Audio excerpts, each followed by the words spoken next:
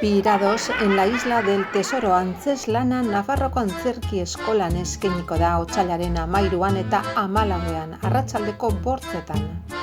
Burutik jota dauden bi pirata, lapurtutako mapa bat, uharte bat.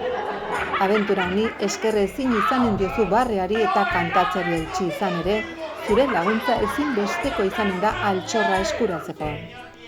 Altxorraren uhartea klasikoaren berrikuspen parte hartzaile bihurri eta zuzeneko musikaz girotua.